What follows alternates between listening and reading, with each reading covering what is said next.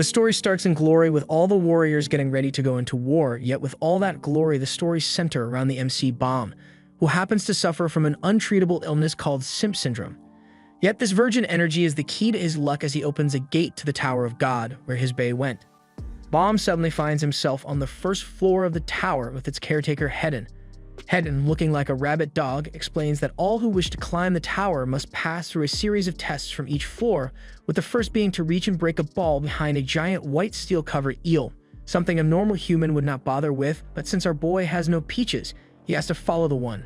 Before he can enter the cage, however, a girl named Yuri comes flying in, with a head kick stopping Bomb in his track. Along with Thigh Tights Lady is her companion, Avon, who gives him an orb called Pocket.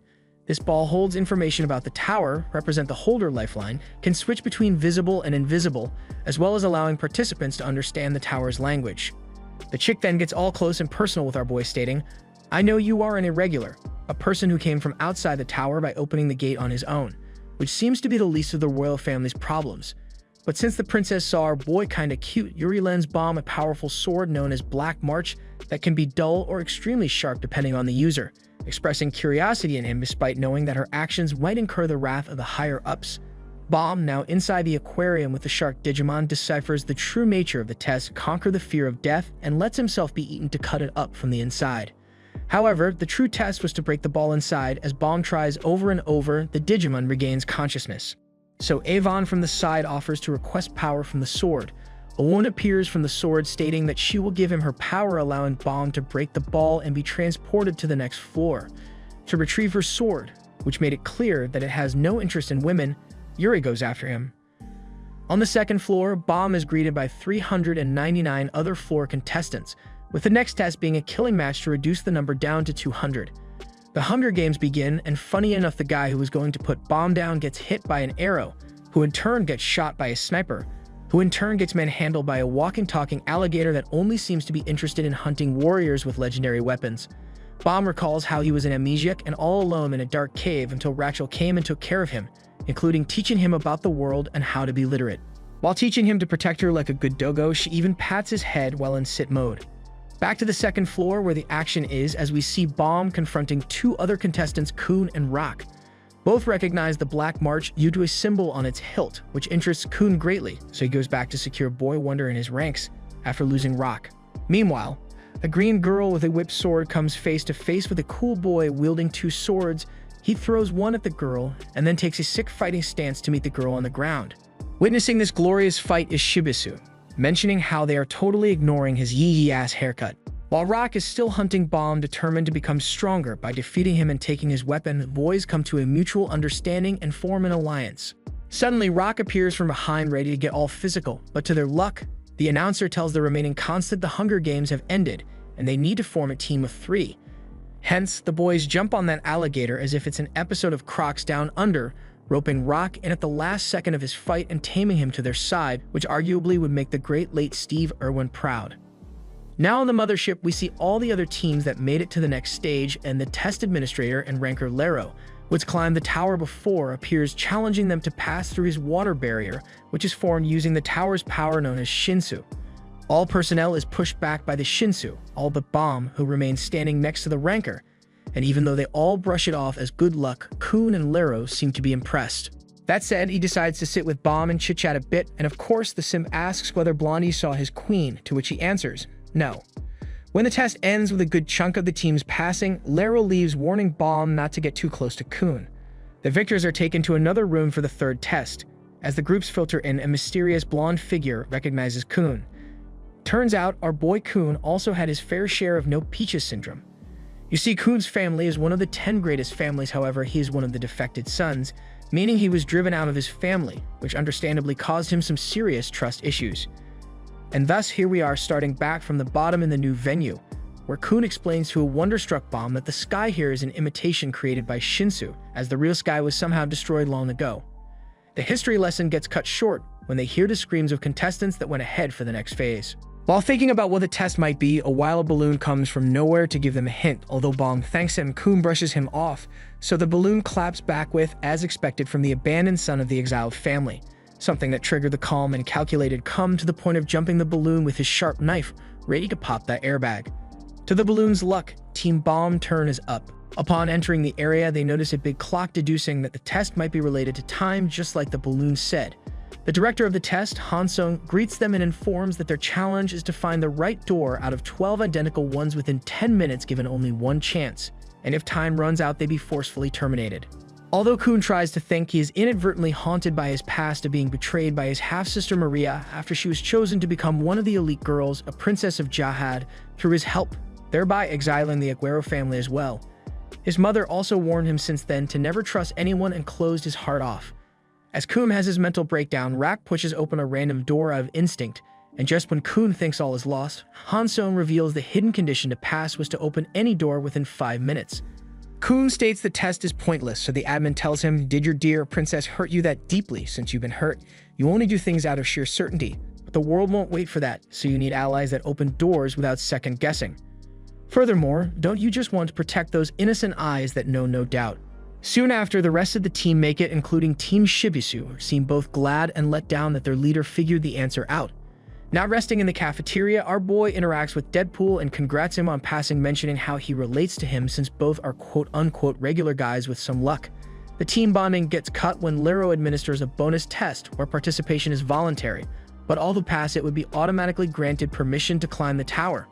The test involves 5 rounds where a maximum of 5 teams attempt to steal a crown and remain on the throne for as long as possible, with 2 other members of the team acting as a defense. As the first round begins, Bomb feels Black March react strangely when the green girl goes to work with her sword that does all types of wacky shit, ending the round with her sitting on the throne with a crown on her head to Shibisu protest. However, the admin reminds them that if she leaves the throne, the team will be disqualified. In other words, Deadpool Lee now has to fight side by side with the sword master. As the second round begins, Khun deduces that the one sitting on the throne is always at a disadvantage as more and more teams fight for the crown. However, he declines to participate just yet as Anak Jahad, aka the lizard-like girl, possesses immense power. That said, a team made up of 2 NPCs and 1 cool guy fights the sword master, who seems to easily take them alone. Meanwhile, Shibisu is fighting with his bare fists against a wild lady and a horned man. And surprisingly, he was doing well for himself, till he was caught off guard while overanalyzing why their third teammate is not with them. Luckily, the comedic relief character got saved by his homie, for which he is thankful too. Incidentally, that was all part of their sleepy teammate's plan, Laura, who fires a water beam at the girl, making her angry to the point she unleashes her weapon power, overwhelming the guy with the flying blanket, a blanket that, by the way, other than looking mystical, it looks very comfy. However, it seems no one is interested in it but more interested in Bomb's sword, so as Laura's team flood back into their waiting room, Anak leaves the throne and trespasses to Bomb's waiting room.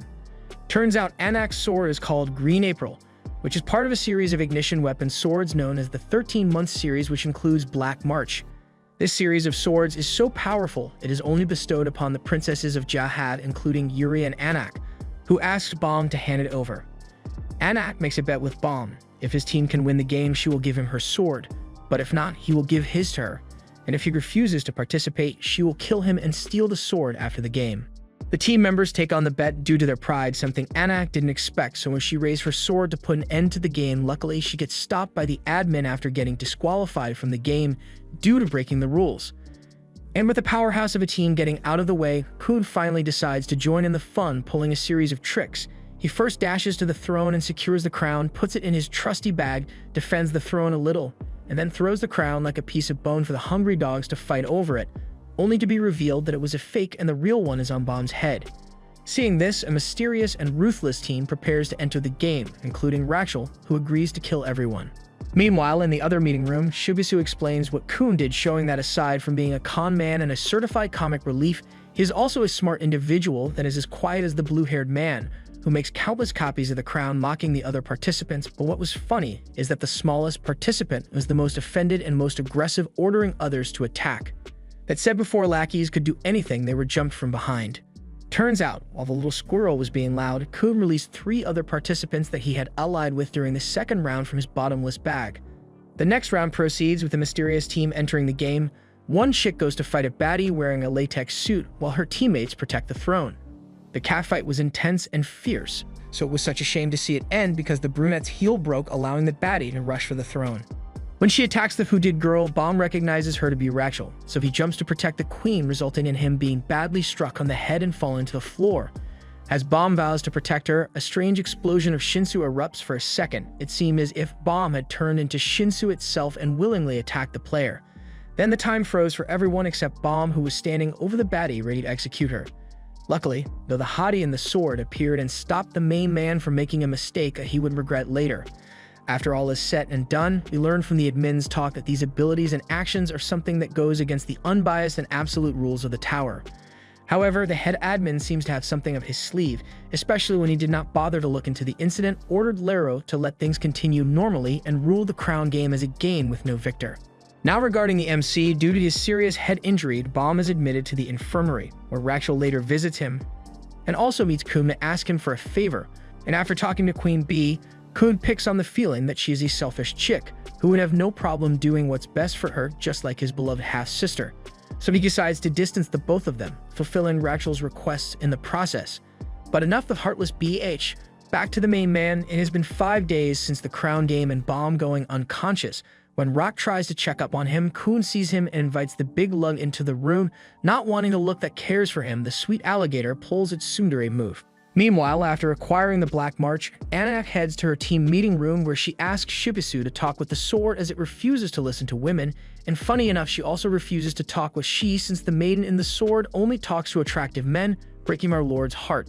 Back in the Clink room, after Bomb reawakens, Khun tells him about how Lero assigned them all positions in their teams to start the 4th test.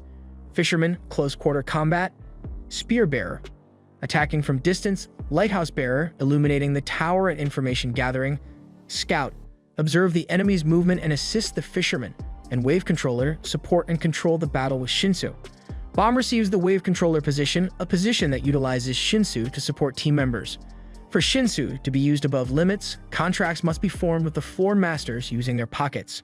But Bomb is warned by the floor bearers, who seem to be a giant talking legendary monster, that receiving the contract will only shackle him. Therefore, when he finishes the contract, Bomb appears to be fatigued unlike the others in the class, so Ho offers help to the main man, saying friends help each other, something the sleepyhead questions on their way back to their rooms, which Ho brushes it off as he was simply helping the weak, a sentence unbelievable to hear, especially after he collapsed from fatigue in his room. During mealtimes, Bomb meets Endorsi Jahad, a princess of Jahad in her own right who labels Anak as an imposter. Consequently, it is also explained that the princesses are not related by blood. The only thing that relates them to each other is the Jahad title, which is bestowed on powerful special girls chosen by the king. Furthermore, Khun later finds out that even though Anak was supposedly made a princess of Jahad after climbing the tower, she is currently passing the tower's tests and records claim her to be deceased. The scene then cuts to an enraged Anak jumping Endorsi at the next exam.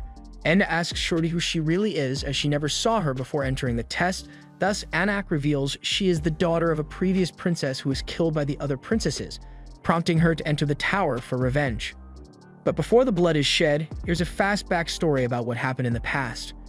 Jahad is the first man to have ever climbed the tower, become the king of all who lives in it today, and as said earlier, he chooses girls from powerful families and gives them the title as well enhances their powers. Endorsi likens the princesses of Jahad to luxurious shoes in a display cabinet. Once they are granted Jahad's power, they are forbidden to do certain things such as engaging in intercourse and bearing children to prevent the inheritance of Jahad's power. Naturally, Anak is against that rule, deeming it unjust, while Endorsi stands by thankful for the power she was granted after all the hardships she went through to acquire it. As their fists clash and their ideologies collide, Endorsi's heel breaks yet again mid-fight, causing her to slip. Endorsi manages to grab Anak's leg, causing both girls to fall into a pit and end up injured. Yet with all the bruises, the girls still bicker between themselves as if they were a dysfunctional family. But a family nonetheless, Endorsi reveals that Anak's mom was nice to her when she joined the princesses, which is somewhat of a sign that Endorsi might come into terms with her hot-headed niece. Upon hearing what happened with the princesses, Khun comes up with a plan to get their signature for Shibisu's test of making 10 friends, and the plan works because we could say no to tasty food. Now in the final placement test, all but Rock and Ghost, who have already passed, are required to play a game of tag in a separate building while they split into Team A and B respectively, with each team's members required to help their own IT steal a badge from the other team's IT or reach the goal. Team A consists of Khun and most of the relevant characters except for Bomb, Rachel, as well as the princess. And since this is a show about surviving, it only makes sense that the team who manages to succeed the members get boosted for the next stage, making it hard for the other team because the next test only has a limited number of participants. That said, it seems impossible to win against a ranker who is easily tearing apart all the regulars. However, turns out it was all part of Khun's plan. By using the guy's short temper and ego, he calculated that the guy will give them some time to run before shitting all over them, just for laughs and giggles. You see, Khun's strategy was to delay Quant long enough so that Anak, their secret it, can make it out the bridge and pass the test. When Quant reaches the bridge, he finds Khun instead of Anak. Khun lies that Anak jumped off the bridge, but in reality, she is safely floating on the lighthouse under the bridge, which Quant figures out. Quant jumps down the bridge, forcing Khun with him in an attempt to get his lighthouse to fall, but Khun is saved by Anak using the green April as a vine rope, securing the win, or so everyone thought. A voice offer helped to the redhead, who eventually waited for Anak at the door to take the badge. Later, as revealed down the bridge, Quant was approached by Khun and Laura, who offer him a ride up the bridge to steal Anak's badge. The reason behind the betrayal is so that his friends, especially Bomb, on Team B could pass the tests, and some of the people whom he cares for on Team A are already guaranteed a position in the next round. Now with Team A losing the game, Team B enters next. Unlike Team A, who established their roles clearly and quickly, Team B fights among themselves over who will be it. Endorser herself declares she will be it and the team leader, ordering all the regulars to stick together and face the ranker, as there is no way they could capture him.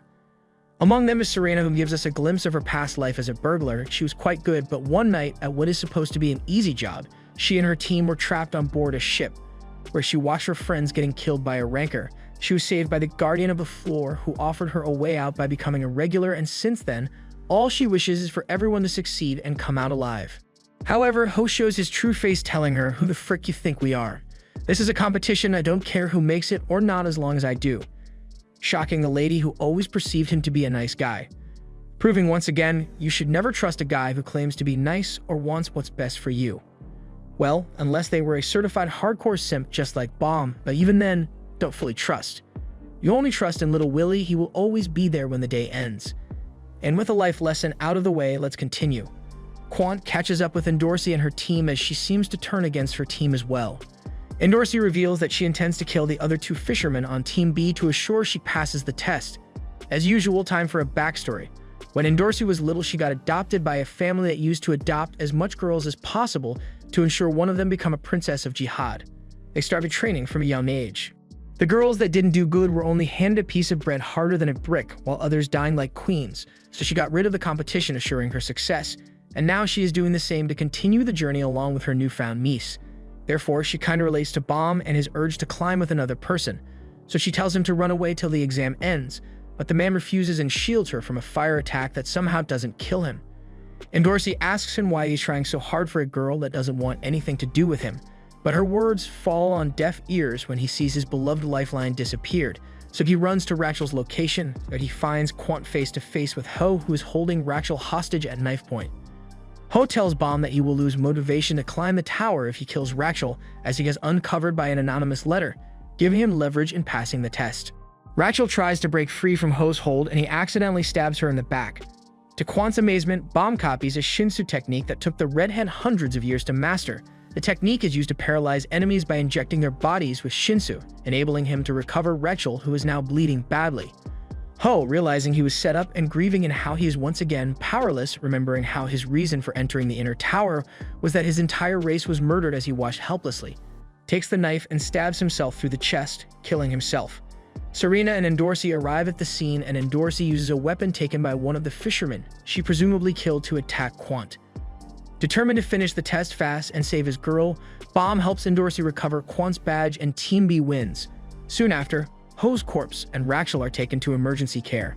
Meanwhile, the gang is in the cafeteria with Rock, who is telling them that his rival has disappeared all of a sudden, but Kum is not interested and leaves to his room and reflects on what happened.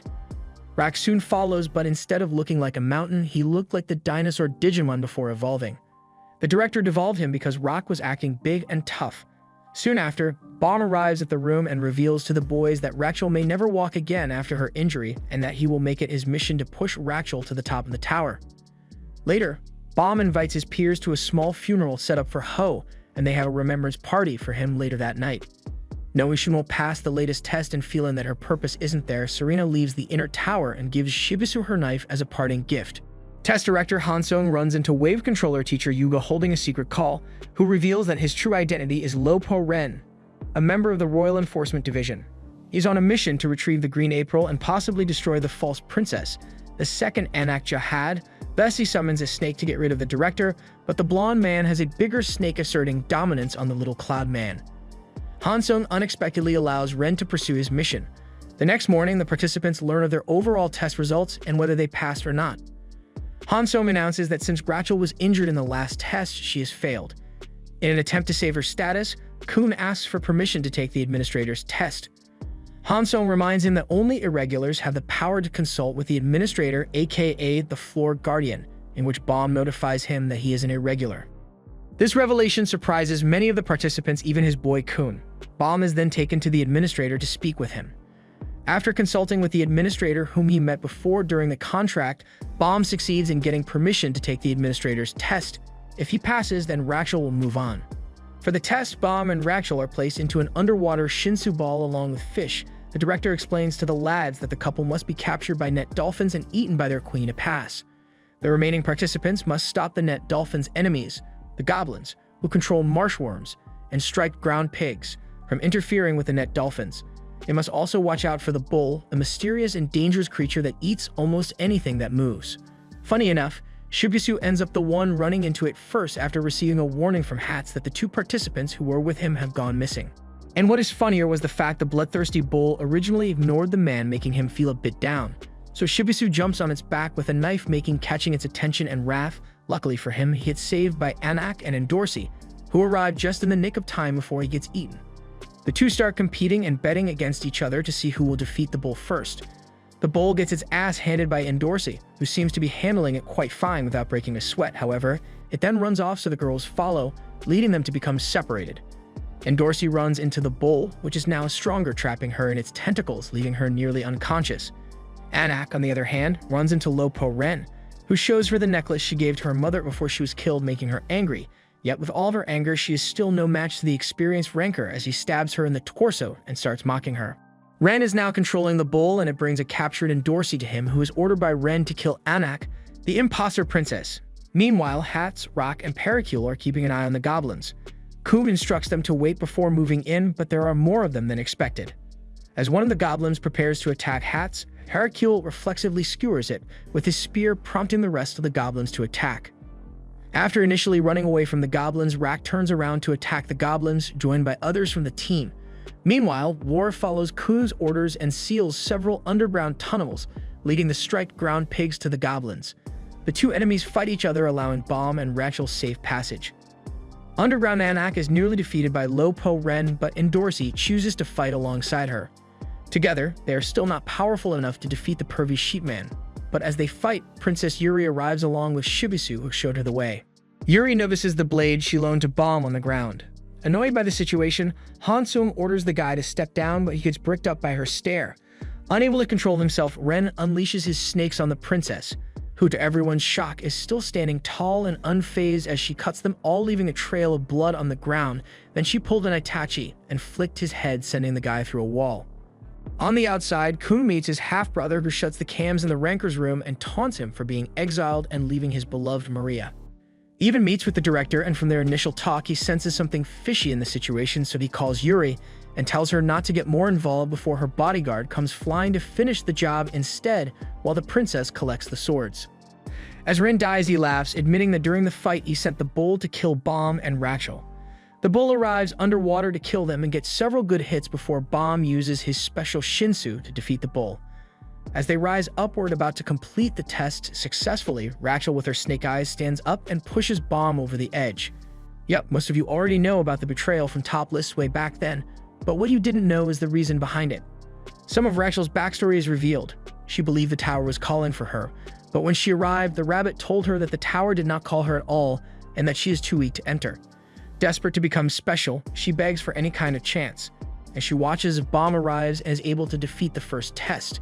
She is jealous of Baum being the star and wants the main character of her own story. Hedden gives her a special test, telling her that she will be allowed to climb if she kills Baum with her own two hands. She demands a special weapon, since Bomb was given an amazing weapon in front of her, which was the Jahad Princess sword. Hedin gives her a bodyguard that will die in her place once, allowing her to essentially have 2 lives. She makes her way through the tower knowing that she must kill Bomb but unable to bring herself to do it. She becomes more and more jealous, urging him to stay away from her in her mind. She is told that if she waits long enough and follows the signs given, she'll be given a chance to kill him. So she allows herself to be taken by Ho and uses the bodyguard to die in return. She waits until Bomb is injured, then pushes him into the Shinsu Lake to kill him. When the others find her alone, they ask where Bomb is, and she says the bull came and then passes out. Everyone assumes Bomb is defeated and decides that as a favor to him, they will help Rachel reach the top. Rachel, resting in her room after the trial, laughs wildly, then covers her face, conflicted over what she's done but still determined to reach the top. After everyone leaves for the next level, Bomb wakes next to the baddie from the crown test. He remembers Rachel pushing him. She tells him you will find the answers you're looking for at the top of the tower. However, to the chick's surprise, Bomb says that he will climb the tower not to find answers, but to figure out his own answers and resolves. Yuri Jihad returns to the palace and is greeted with the utmost respect, but she doesn't like the overblown courtesy. She asks where her sister currently is, and she's informed that Repalista is currently with a guest. But just then, Masheni comes outside and sarcastically congratulates her on recovering Green April. She says their father is greatly pleased with her. But then she tells Yuri that she should relinquish 1 since 2 is too much for a child like her to handle. Yuri counters, saying Masheni is getting pretty old, so she might as well hand over Yellow May before dementia sets in. And after that, she heads inside.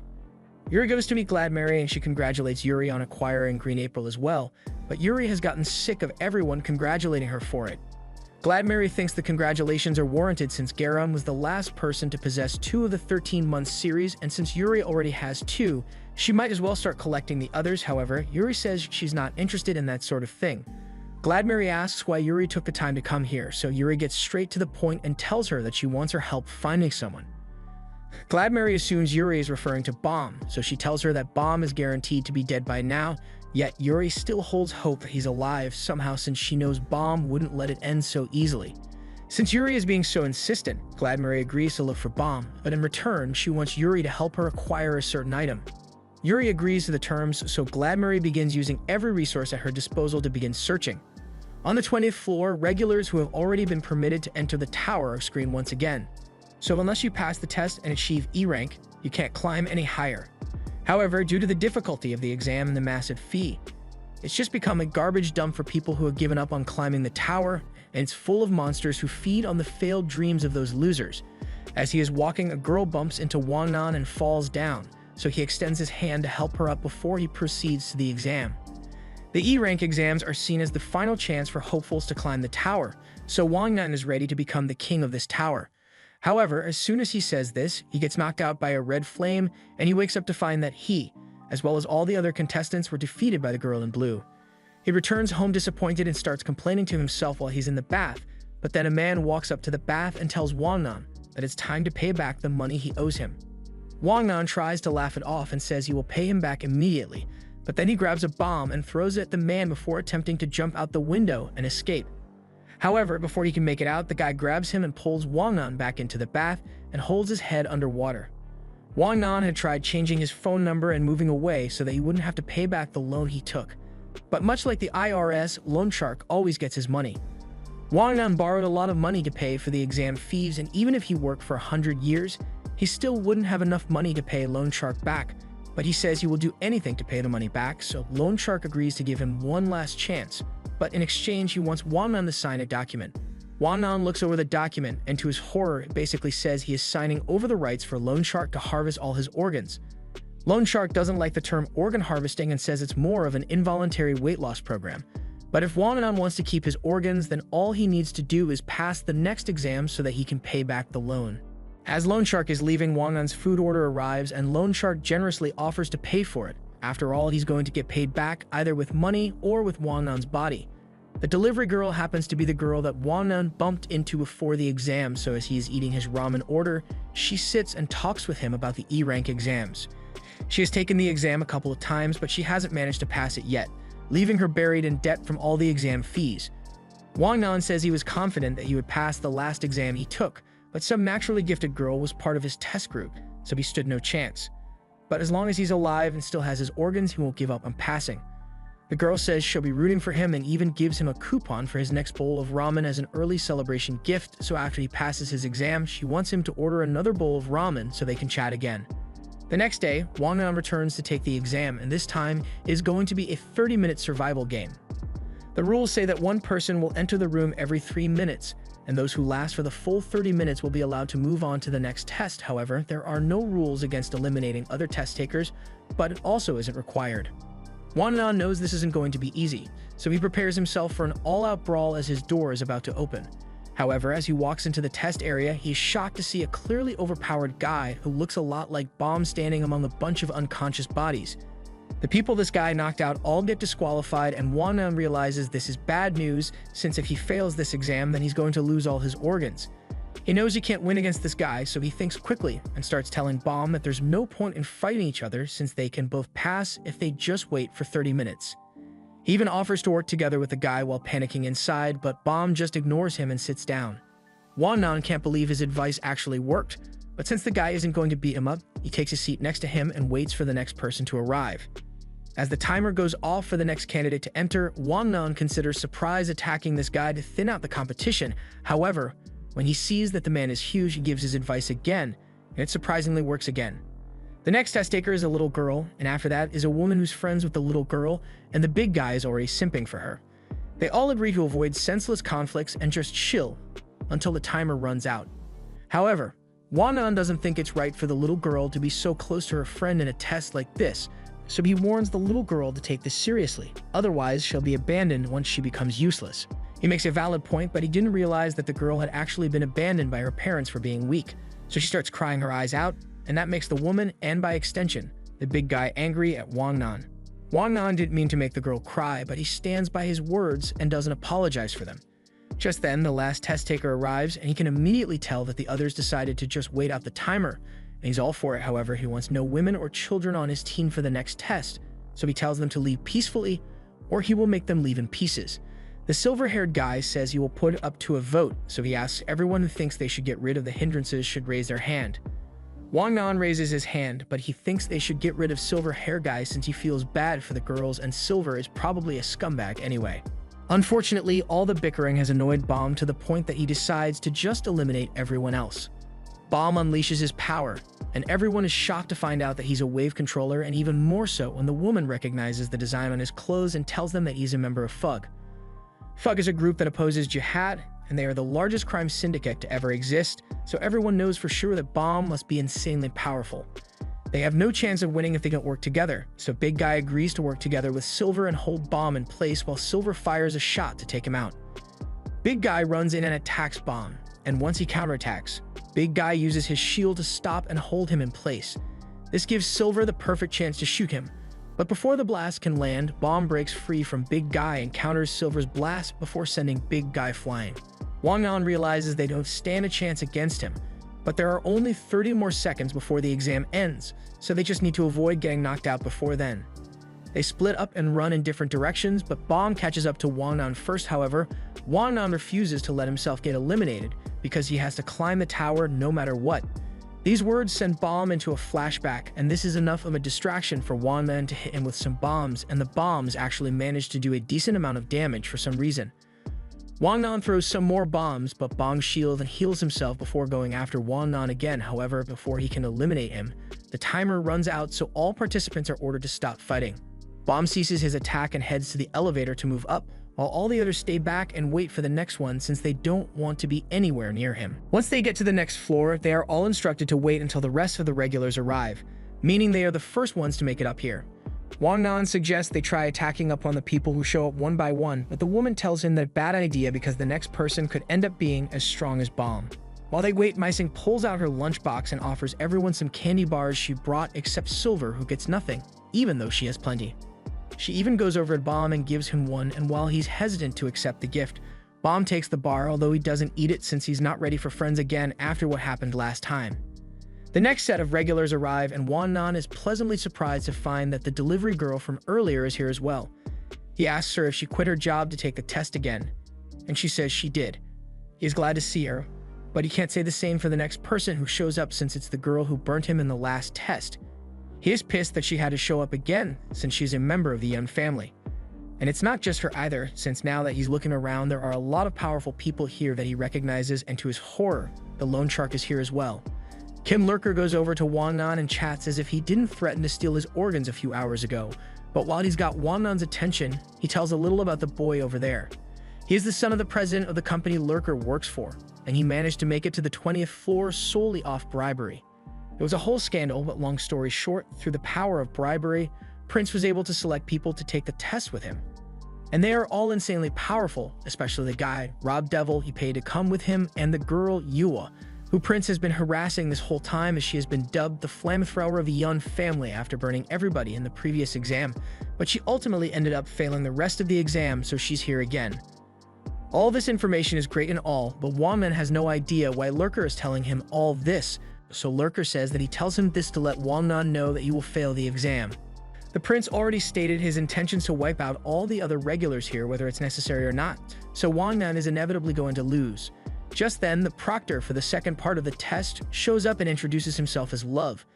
He informs them of the second test and says they need to use this device to measure their physical strength. Once a candidate enhances their body with Shinsu and touches the orb, their score and rank will be displayed on the big screen, and they will be using these scores to select the 8 people who will be advancing to the next phase of the test. Wang Nan is freaking out since this is just a test of power, and he doesn't have insane amounts of Shinsu. As the test begins, Wang Nan is the first person to be evaluated, so he gives it his best shot, but in the end, he ends up in 10th place. While the other regulars are getting their strength measured, Prince gets bored, so he decides to make a bet and says that anyone who ranks first in the strength test will get to keep Yua as a slave. Yuma protests because she doesn't think it's fair for him to do whatever he wants with her, just because she borrowed money from him, but Prince doesn't care. Although to make it fair, he tells her that if she manages to get first place, then he will grant her freedom. Horian doesn't appreciate Prince being so callous about someone's freedom, so he goes up for his turn, and as he punches the orb, he scores over 6,000 points, which is high enough to put him in first place. However, right after him, Rob Devil does his test, and he scores over 11,000, putting him in first place instead. Prince states that Yua will still belong to him if Rob wins, since Rob is also his servant, but Yua is pretty confident that she can claim the top spot for herself. Her turn comes up next, so Yua goes over to the orb and winds up for a punch, but she slips in the process and accidentally headbutts it instead. However, even with her blender, she still manages to score 22,000 points, putting her at the top of the leaderboard. She believes she has successfully earned her freedom, so she walks away from Prince and tells him he will never succeed in the tower if all he has is borrowed power. But to her shock, as Prince's turn comes up, he scores an outstanding 25,000 points, and since he is certain there is no one else here that's as strong as him, he tells Yua that she still belongs to him. Wang Nan is in a panic since if this many people have more power than him, then he has no chance of actually passing, and that means he's going to end up in an ice bath once he fails. However, Silver finds it funny that Prince is so sure he's the strongest, and while Prince feels offended, Silver knows for a fact that the strongest person here is Bomb. As Bomb steps up to do his test, a massive wave of energy hits the orb and everyone is shocked, even the proctor for the exam, who recognizes that he is a member of FUG, but his job right now is to be an exam proctor, so since Bomb scored over 100,000 points, he is declared as the winner and is told to select 7 people to proceed to the next exam with him. Wang Nan hears this, and even if he doesn't have the power to earn victory for himself, he can still grovel and beg his way to victory. A bunch of the others begin begging Bomb to pick them as well, but then Yua tells them to stop their shameless display since people should only be picked based on their abilities. And as such, that means Bomb should pick her since she's one of the strongest people here. Just then, Bomb speaks up and says he doesn't want to choose anyone to be his teammate since he will be handling the next test on his own. The proctor tries to explain that the rules require Bomb to choose teammates, but Bomb says no one here is worthy of being his teammate. He is a member of FUG as a Slayer candidate under the name Viol, so his mission is to ultimately kill Jahad and his family, and that makes everyone here his enemy. The proctor says he understands Bomb's reason for wanting to go on alone, but he has a duty to make sure the rules are followed, which is why he offers to play a game with Bomb. If he wins, he will be allowed to continue alone if he wants. However, if he loses, he has to follow the rules and select some teammates. Love then tells everyone to go back to their rooms and take a break while he sets up the game, so Wang Nan lies on the bed, relieved that he hasn't failed the exam yet. While he's there, he wonders if Bomb really intends to kill Jahad, but just then, Nia comes into the room and it looks like they were assigned to share a room, so Wang Nan's mood is a lot better now. Nia is glad to see him as well, the two agree to go take a bath together. Meanwhile, Yua is in the other room complaining to herself over the fact that her advancement relies solely on Bomb, when all of a sudden, Bomb walks into the room since he was assigned to share it with her. The atmosphere gets really awkward as Yua doesn't like having to share a room with a FUG member. She seems to think Bomb is a girl for some reason, and while she would be deemed a disgrace if she was caught working with a FUG member, she would be an even bigger disgrace if she failed the exam again. So she decides to try and warm up to Bomb. She gets his attention and asks if he would like to have a bath with her, and Bomb agrees, so they both walk to the baths together. However, Yua is left shocked when Bomb enters the men's changing room. Meanwhile, Love is meeting with the director to discuss their next course of action, and while the director thinks they should remain impartial, Love is adamant that all members of FUG must be destroyed. Back at his room, Wang Nan is bored out of his mind since there's nothing to do. He wishes there were at least a TV or something in the room, but since it's entertainment he's after, Nia offers to play a game with him. Meanwhile, Love is busy discussing his intentions with the chief director, and the chief knows how Love feels about FUG, but he is here as a test proctor, so he can't attack a test taker over a personal grudge he's harboring. Some rules need to be followed, so the chief orders Love not to harm Bomb, but Love just says no to the order, so the chief starts pulling his cheeks until he agrees to leave Bomb alone. Meanwhile, Bomb has just returned from his bath, but as he enters, Yua confronts him and asks if he plans on sleeping here tonight. Bomb obviously didn't intend to sleep out in the hallway, but now that Yua knows he's a guy, she warns him that he won't get anything from her tonight, so he shouldn't bother trying. She thinks he's going to blackmail her into sleeping with him, but Bomb tells her he doesn't have even the slightest bit of interest in her body, so he just walks over to his bed and sits down. And somehow, this makes Yua even more angry than before, so she swears she will kill Bomb in the next round no matter what. While that was going on, Wang Nan has invited the rest of the group to play cards with him, but as they are heading back to the room, they see Meising talking to one of the other test takers, and she literally accepts candy from a stranger, probably because her parents ditched her before that lesson came up. Silver notices something off about the woman, so he goes up to Missing and asks where Gozing went. Meising says Gozing went to buy them some drinks, and as soon as she left, this woman showed up to talk to her. The woman tries to make herself sound harmless by saying she works at an orphanage, so she wants to reduce the number of unhappy children in the world, but Silver has already tagged her as a creep, so he tells her to get her hands off Meising and leave before things get violent. The woman gets the message and takes off running, after which Silver tells Meising that she shouldn't accept candy from strangers as it could be high-purity drugs. Wang Nan finds it funny that Silver is trying to be a good guy now when he was the first one to try and get rid of Missing, but Silver just tells him to shut up. Unfortunately, this whole thing made Meising start crying, but it wasn't Wang Nan's fault this time, so he tries to cheer her up by inviting her to play cards with him. Everyone is having fun playing the game, but after a while, Horiang says he needs to go to bed, so Gosing asks Meising to get ready for bed as well. After going to bed, Wang Nan asks Nia to do whatever it takes till they pass this exam together and celebrate like they promised earlier. Nia agrees, but just as Wang Nan was about to go to sleep, a deafening alarm sounds in the room, and it seems to be coming from the room remote. It's displaying a message from Love, so Wang Nan is scared to answer it, but eventually the alarm stops ringing and Love announces that the special test will now be commencing. The game Love came up with is called Trustworthy Room, and it requires a team of at least 7 to secure 6 different rooms. He also says they will need to use the remotes to select a leader and a gatekeeper for each room. A leader is allowed to recruit fellows to his side or to capture other rooms, and any rooms captured by the leader's fellows will be transferred to the leader. A gatekeeper can only own one room, and rooms can only be stolen from a gatekeeper. But once a room is stolen, the leader can assign owners to one of his fellows and appoint a new gatekeeper. For a leader to recruit a fellow, they need to insert the leader's connector and slot one of the remote and the fellow's connector in slot 2, after which you need to press the blue button. It's the same process as transferring ownership of a room, but the red button will be pressed in this case. The remotes can also be used to lock and unlock rooms, but participants are not allowed to leave the room with their remotes, and one teammate must be in the room at all times. In addition, the final room captured must be room 608, which happens to be Bomb and Yua's room. The first team to acquire 6 rooms will win the game, but Bomb has a separate set of rules that he has to play by. Love says that Bomb's connector is currently with him, and both Bomb and Yua's connectors have the leader and gatekeeper roles, so the conditions for Bomb's victory are as follows. He needs to steal the room from Yua and collect his connector from Love, but alternatively, he wins if there are fewer than 7 participants by the end of the game due to conflicts. With the rules out of the way, Love says the test has begun, so the first thing Gosing does is explain to Meising that the game is about gathering as many rooms and allies as possible before Bomb gets here, so she intends to go out and do that, while Meising is in charge of watching the room.